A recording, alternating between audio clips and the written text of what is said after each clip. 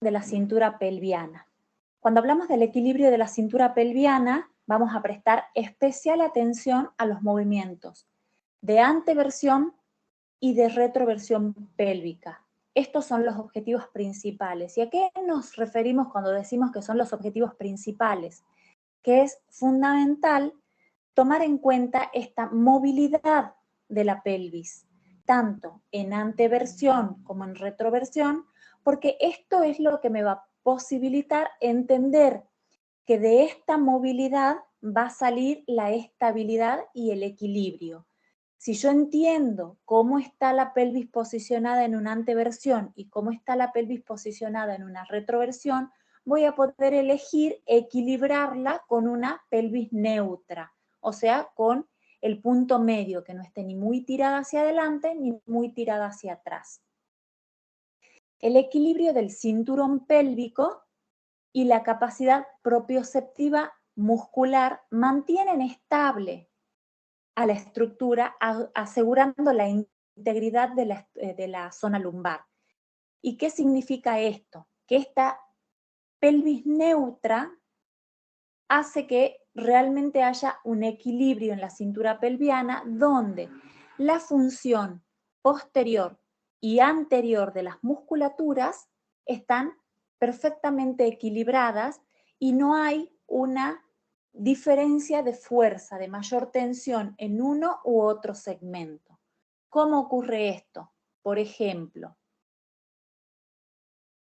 en esta posición de anteversión pélvica tenemos un desequilibrio por deficiencia de tensión a nivel de la musculatura abdominal y aumento de tensión a nivel de la zona lumbar. Esta diferencia de tensión me genera un desequilibrio, en este caso, por esta falta de tono abdominal y exceso de tono lumbar. La lordosis lumbar varía en función del grado de inclinación pélvica sobre la cabeza de los fémures. Quiere decir, en esta primera imagen nos encontramos con una hiperlordosis lumbar por proyección de la pelvis anterior sobre la cabeza de los fémures. Y en la imagen de abajo tenemos una rectificación de la lordosis lumbar por una proyección de la pelvis hacia atrás con una inclinación posterior con respecto a la cabeza de los fémures.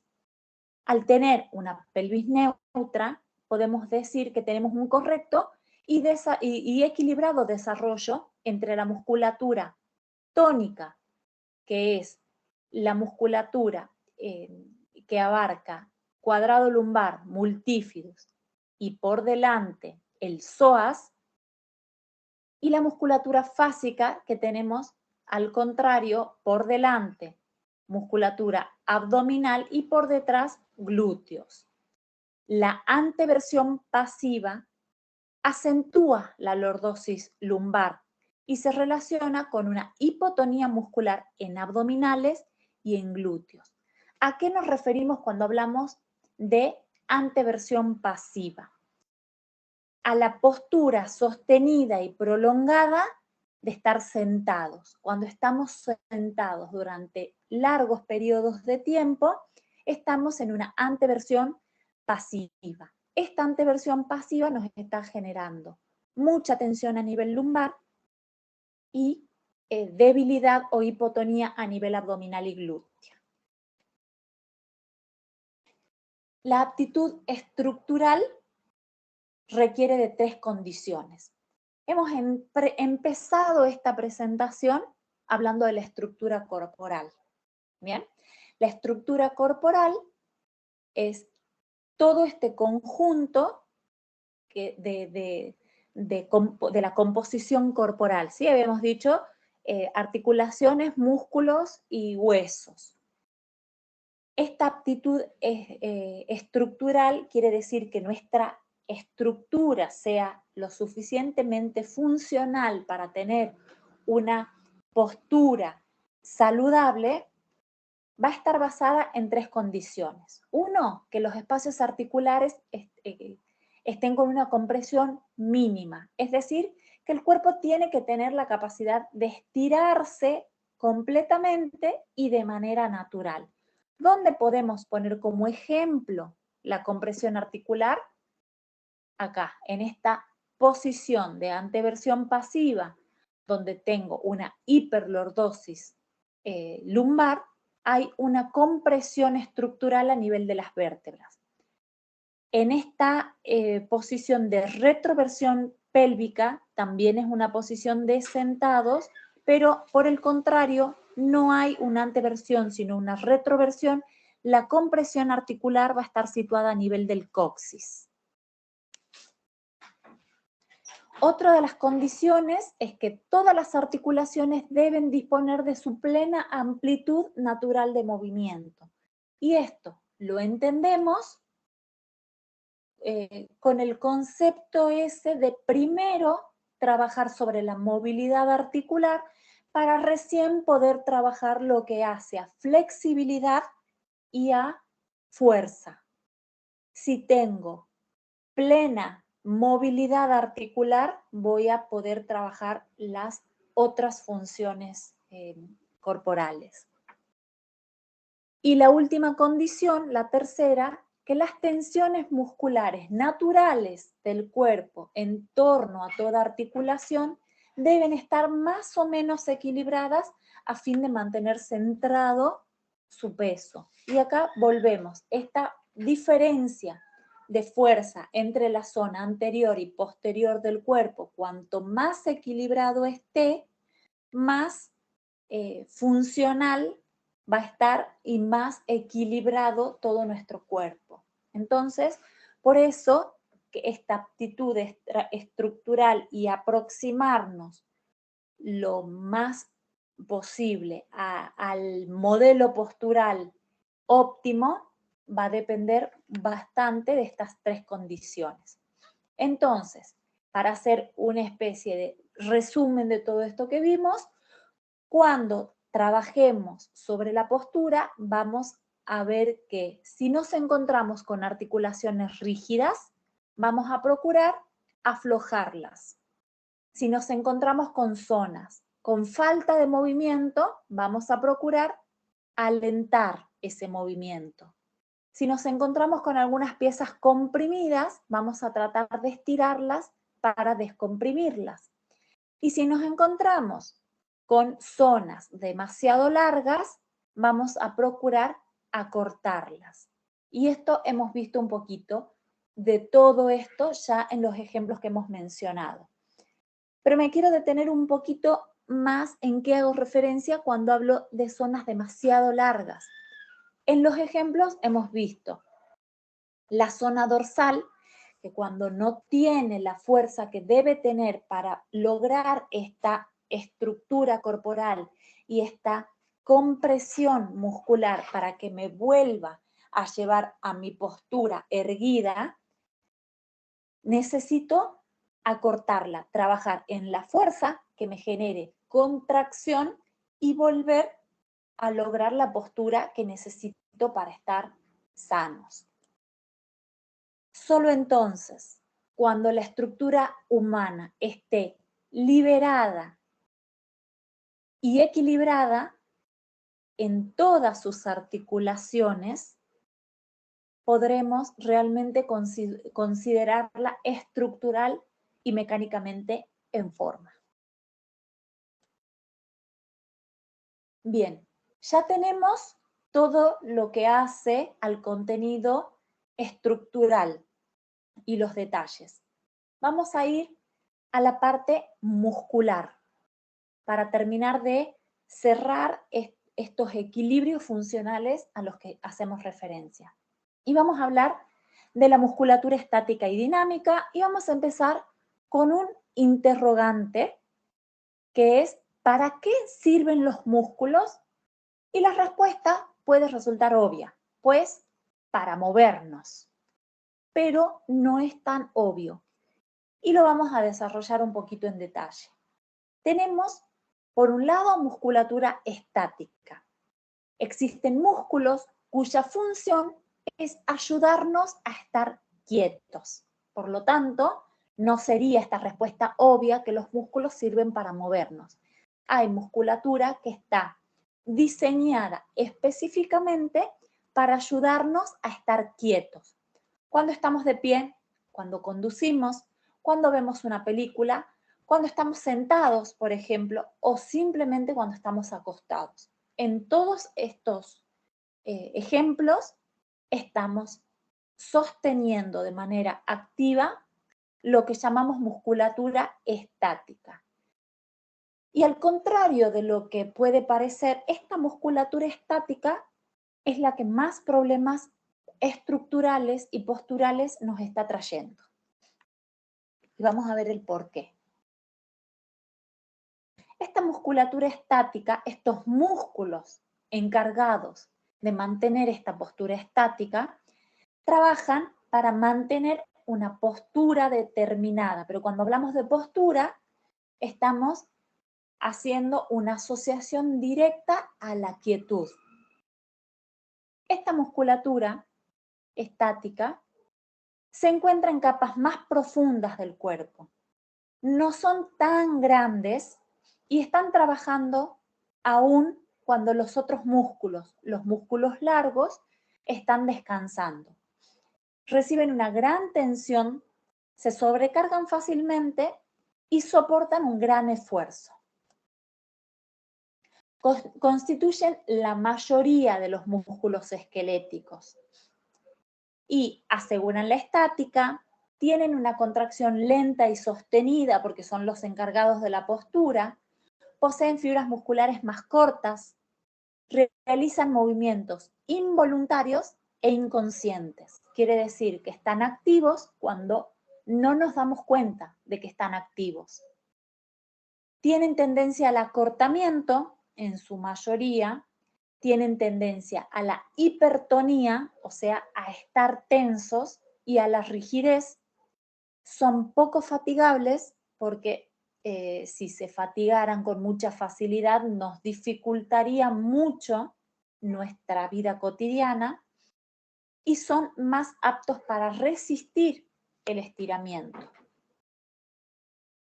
Esta musculatura, como su denominación lo dice, aseguran la función estática, o sea, nos garantizan las posturas en donde tenemos que estar quietos. Y si ante una agresión se relajaran, nos desplomaríamos, nos vendríamos abajo. Por eso funcionan aún sin que nosotros estemos conscientes de ello. Cuanto mayor es la agresión o mayor es el estrés al que sometemos a nuestro cuerpo, más rígidos se vuelven, más se tensionan. El músculo estático tiende a la rigidez, por lo que no es lo más óptimo trabajar en estos músculos los ejercicios de fuerza. Por supuesto que esto no es siempre ley, hay que evaluar cada caso. Y por otro lado, y en contraposición, encontramos a la musculatura dinámica. Ya vamos a ver cómo analizamos el equilibrio entre ambas musculaturas para que realmente tengamos una buena función postural.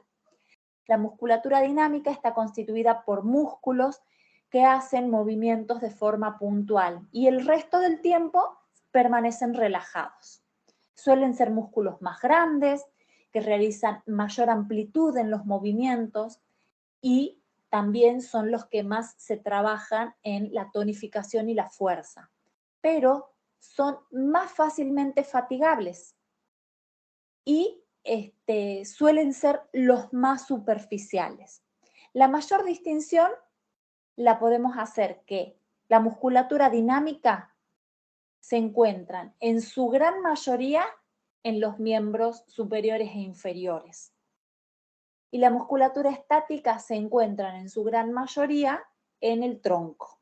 Esa es como la primera referencia importante. No toda la musculatura dinámica ni toda la musculatura estática están en esos sectores, pero sí la mayoría.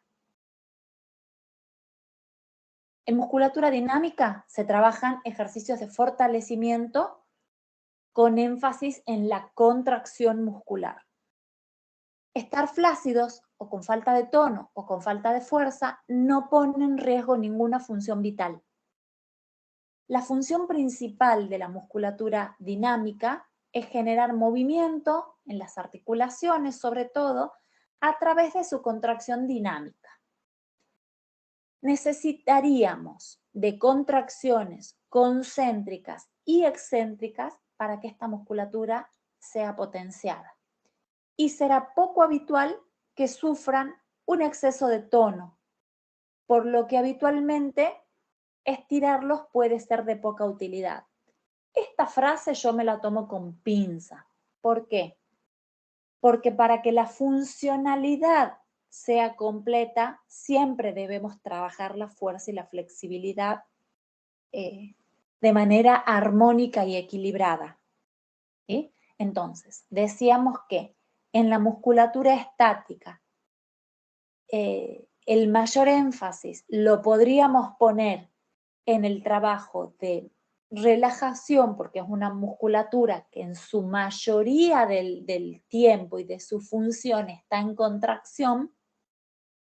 La musculatura dinámica le vamos a poner mucho más énfasis al trabajo de contracción y de fuerza que de estiramiento por la función que cumplen, pero no significa que sea de poca utilidad realmente trabajar la flexibilidad, sino es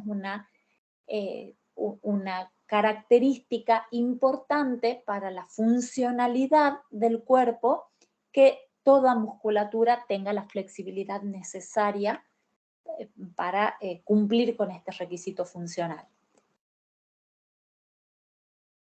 Los músculos dinámicos son menos numerosos.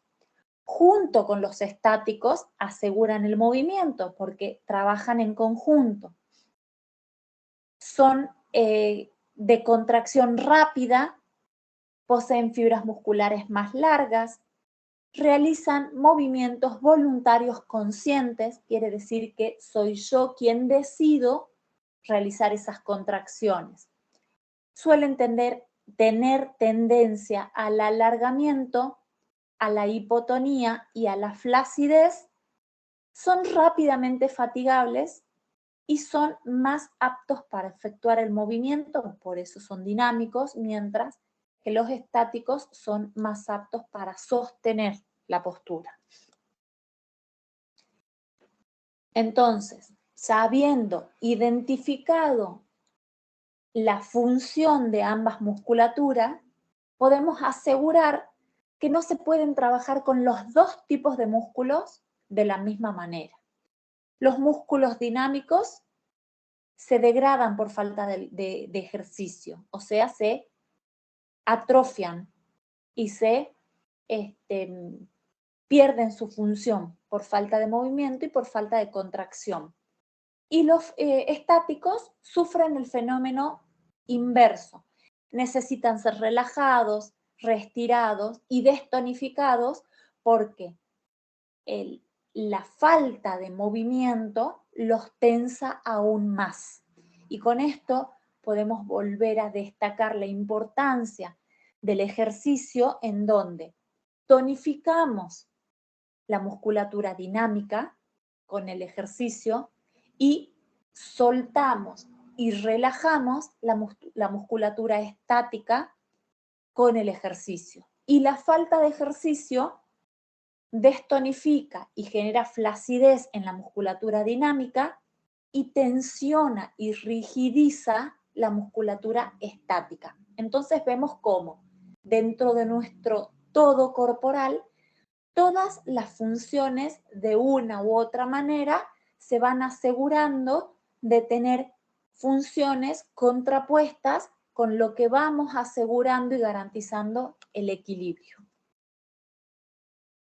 Por eso destacamos siempre la importancia de la personalización, de la individualización del trabajo que podamos realizar. En muchos casos trabajamos en grupos en donde no nos es posible personalizar e individualizar. todos somos diferentes. No existen dos sujetos iguales ni encontraremos dos respuestas idénticas para una misma acción. Pero dentro de este proceso que venimos desarrollando de reconocimiento postural y de autogestión de la propia postura, podemos ir dando las indicaciones necesarias para que cada uno pueda lograr este autorreconocimiento y autogestión postural, tomando en cuenta estas características de personalización. Esto ha sido todo por hoy. Muchas gracias. Ahí está la vía de contacto para que puedan consultar las dudas que surjan de esta presentación y nos vemos en un nuevo encuentro. Muchas gracias.